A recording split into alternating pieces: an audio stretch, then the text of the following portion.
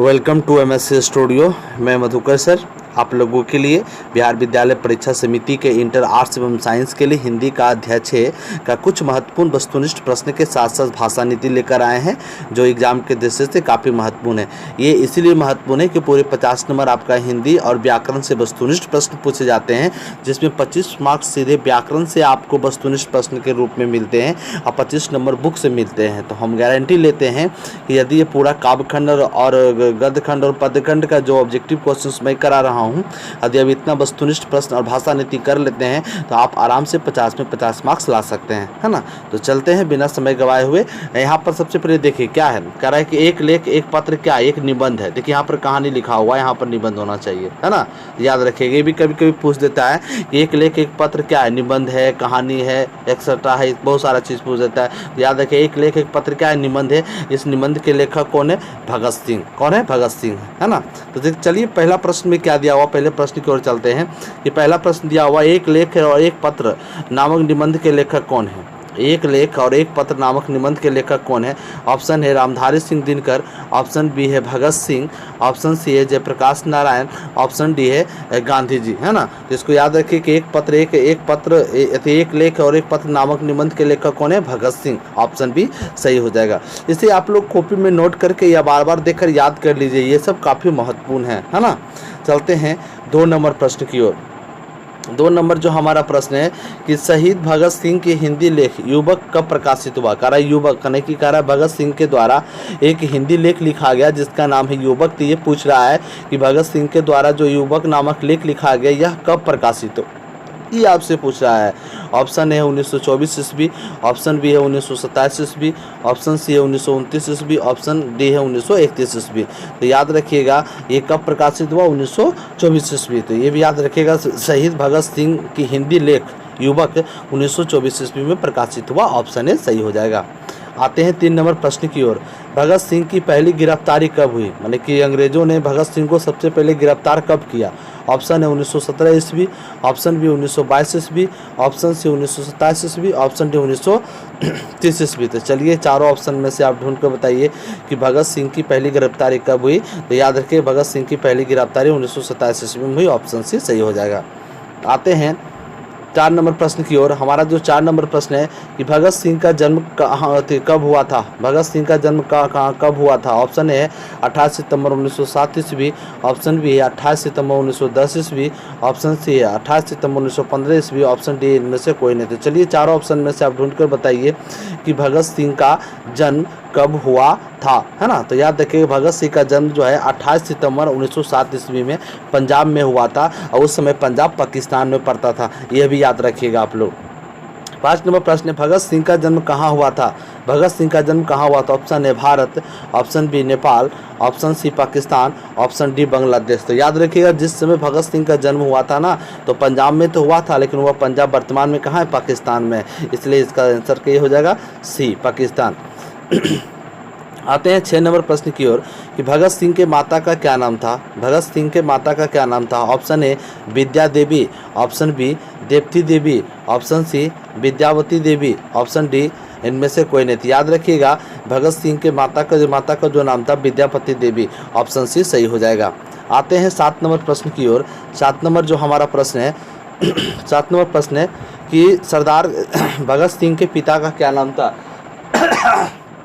भगत सिंह के पिता का क्या नाम था? Option A Sardar Kishan Singh, option B Sardar Singh, option C Kishan Singh, option D इनमें से कोई नहीं। याद रखिएगा भगत सिंह के पिता का नाम क्या था? सरदार किशन सिंह। ऑप्शन ए सही हो जाएगा। चलते हैं 8 नंबर प्रश्न की ओर। ये 8 नंबर जो हमारा प्रश्न है कि भगत सिंह का पैतृक गांव कहाँ पर था? ऑप्शन ए पंजाब में था, ऑप्शन बी हरियाणा में था, ऑप्शन सी बिहार में था, ऑप्शन डी उड़ीसा में था। चलिए चारों ऑप्शन में से आप बताइए कि भगत सिंह का पैतृक गांव कहाँ था? पंजाब में था। ऑप्शन ए सही हो जाएगा। 9 नंबर प्रश्न में आते हैं कि भगत सिंह के भाई का क्या नाम था?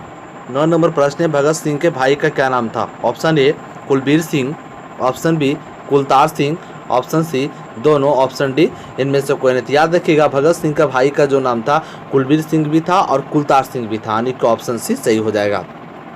आते हैं 10 नंबर प्रश्न की ओर। 10 नंबर जो हमारा प्रश्न है चौरा चौरी हत्याकांड कब हुई? चौरा चौरी हत्याकांड कब हुई?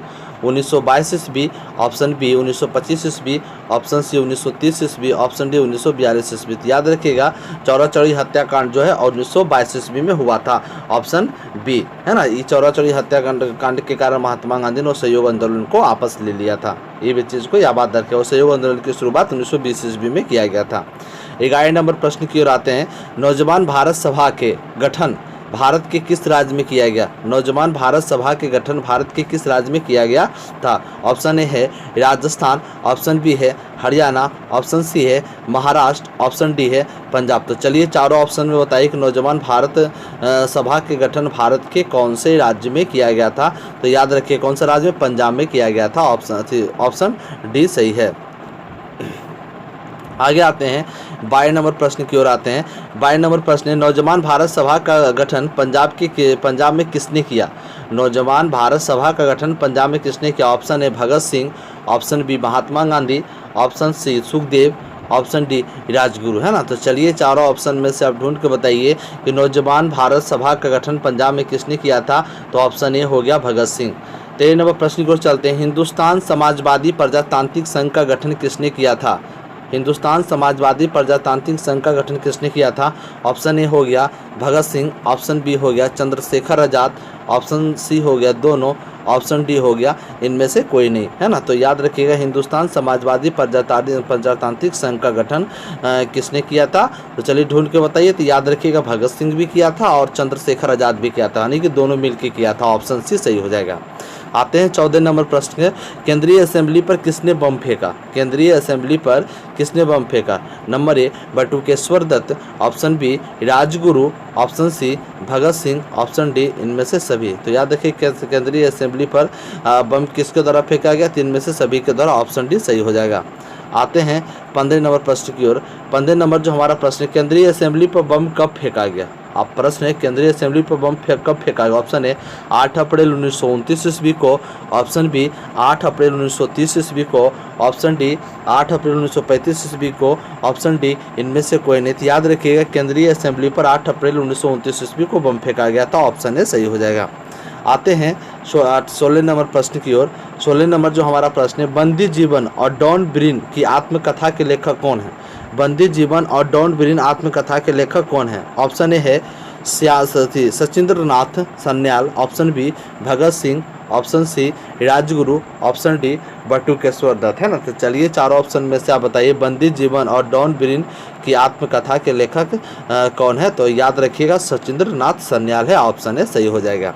अब आते हैं भाषा नीति का। भाषा नीति के विषय में हम जानते हैं कि कराए कि निम्नलिखित में से प्रत्यय निर्दिष्ट कर। सबसे पहले जानना पड़ेगा प्रत्येक किसी शब्द के मतलब कि किसी के अंत में लगता है और उसका सार्थक शब्द को बनाता है, उसे प्रत्यय कहते हैं। जैसे देखो कायरता में कायरता दे दिया और पूछ रहा है इसमें प्रत्यय कौन थे? इसमें प्रत्यय कौन है? ता, है ना।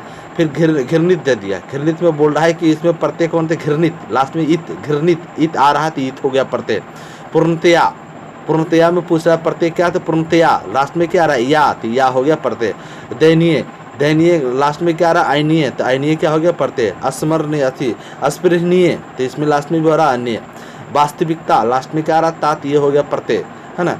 परितोषिक के लास्ट में क्या आ रहा है? परितोषिक, एक आ रहा, तो ये हो गया प्रत्यय।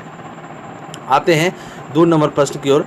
2 नंबर प्रश्न है, हास्य पद शब्द में अस्पद प्रत्यय है। इस प्रत्यय में 5 अन्य शब्द बताए। देखिए कह रहा है कि हास्पद शब्द में आस्पद प्रत्यय है। आस्पद मतलब हास्पद प्रत्यय जो लिखा हुआ है ना, इसमें प्रत्यय क्या ये शब्द दिया हुआ है कि हास्पद, और इसमें प्रत्यय क्या कर रहा है? आस्पद है प्रत्यय है। इस प्रत्यय के 5 अन्य शब्द को लिखे, मतलब कि आस्पद उसमें आना चाहिए। क्या आना चाहिए? आस्पद उसमें प्रत्यय आना चाहिए। ऐसा 5 शब्द लिखे, जैसे कि विवादास्पद, इसमें प्रत्यय कौन है? आस्पद। विरोधास्पद, लज्जास्पद, घृणास्पद, संदेहास्पद, मैंने लास्ट में अस्पद लगा देना, प्रत्यय आना चाहिए। 5 शब्द हो गया, है ना। आपको ये 5 शब्द चुनने के लिए नहीं आएगा, कब पूछेगा निम्नलिखित में से अस्पद प्रत्यय वाला शब्द कौन सा, इस तरह से दे देगा और आपको ढूंढ के बताना पड़ेगा। आगे आते हैं 3 नंबर। 3 नंबर में क्या है कि हमारे विद्यालय के प्राचार्य आ रहे हैं। इस वाक्य में हमारे विद्यालय के प्राचार्य संज्ञा पदबंध है। संज्ञा पदबंध है वह पद समूह जो वाक्य में संज्ञा का काम करे, संज्ञा पदबंध कहलाता है। करा वह समूह जो वाक्य में संज्ञा का काम करे वह संज्ञा पदबंध कहलाता है। इस तरह नीचे दिए गए वाक्यों में संज्ञा पदबंध को चुने। देखिए यहाँ पर परिभाषा भी दे दिया कि संज्ञा पदबंध को जो शब्द कुछ शब्द दे दिया उस शब्द में बोला संज्ञा पदबंध को चुने। तो आपके मन में प्रश्न आएगा कि संज्ञा पदबंध होता है क्या?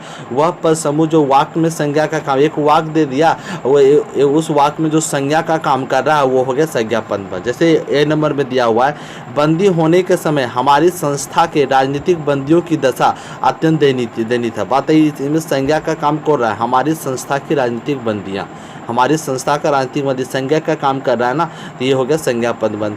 कौन दिया हुआ, मैं तो यह भी कहूँगा कि साम्यवाद का जन्मदाता मार्क्स वास्तव में इस विचार को जन्म देने वाला नहीं था, है ना। तो कह रहा है कि इसमें संज्ञा पदबंध कौन थे? इसमें संज्ञा पदबंध थे साम्यवाद का जन्मदाता मार्क्स, ऑप्शन। ये हो गया संज्ञा पदबंध, ये शब्द में दिया हुआ है।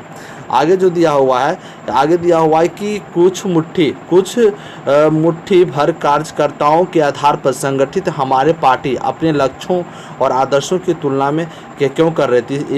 इसमें आप संज्ञा पदबंध को चुने थे। इसमें संज्ञा पदबंध को संगठित हमारी पार्टी। अब देखिए पर्यायवाची शब्द, विलोम शब्द, ये भी काफ़ी महत्वपूर्ण, इसके लिए अलग अलग वीडियो भी हम आपके लिए अवेलेबल करवाएंगे। लेकिन अभी जो आपके भाषा नीति के अंतर्गत आता है वो हम करवा देते हैं। तो कम से कम पर्यायवाची शब्द की बात करें तो कम से कम 2 याद रखेंगे। मतलब वफादारी को पर्यायवाची शब्द क्या, समर्पित भी होता है, ईमानदारी भी होता है। कम से कम 2 आपको याद रखना ही पड़ेगा, यदि ज़्यादा जानते हैं तो अति सुंदर की बात है। विद्यार्थी की बात करें तो छात्र हो गया, अध्येता हो गया, चेला हो गया, स्कूली हो गया, स्कूली बच्चा हो गया, ये सभी 4 लिख दिए, है ना।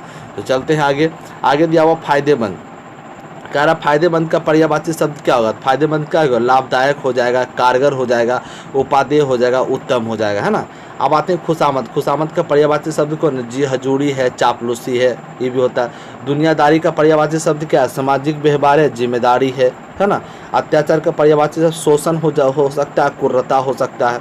प्रतीक्षा का पर्यायवाची शब्द इंतजार करना या आशा करना हो सकता है। किंचित का पर्यायवाची शब्द कभी कभी, यदा कदा, अचानक, ये भी हो सकता है। कभी कभी, यदा कदा, अचानक, किंचित का हो जाएगा। यहाँ पर देखिए कुछ विपरार्थक शब्द दिया हुआ, आपके एग्जाम में भी 1-2 विपरार्थक शब्द आ जाता है जो परेशानी आप लोगों को लग जाता है, आसान से बन जाएगा, लेकिन दिक्कत है। सयाना का विलोम शब्द क्या हुआ? सयाना का विलोम, सयाना मतलब होता है बड़ा, सयाना मतलब क्या होता है? बड़ा। तो सयाना मतलब बड़ा हो गया, तो बड़ा का उल्टा क्या होगा? छोटा। तो सयाना मतलब हो गया बड़ा हो गया, तो सयाना का उल्टा क्या होगा? बच्चा। उत्तर का क्या हो जाएगा? दक्षिण। उत्तर का क्या हो जाएगा? दक्षिण। कभी कभी प्रश्न में मिलेगा कंफ्यूज में। निर्बलता में सबलता, निर्बलता का उल्टा क्या होगा? सबलता। व्यवहार का विलोम क्या होगा? दुर्व्यवहार। स्वाध्याय का उल्टा क्या? पराध्याय। वास्तविक का उल्टा क्या हो जाएगा? वास्तविक, अवास्तविक। आकरण का उल्टा क्या होगा? साकरण, है ना। चलिए इस चैप्टर का हमने पूरा कंप्लीट कर लिए, है ना। हमें उम्मीद है कि आप लोगों को समझ में आया होगा। आप लोग वीडियो को लाइक करें, शेयर करें, सब्सक्राइब करें और साथ में बेल घंटे को भी दबा दें, ताकि जब भी कोई वीडियो अपलोड करूं तो आपके पास नोटिफिकेशन चल जाए। जय हिंद।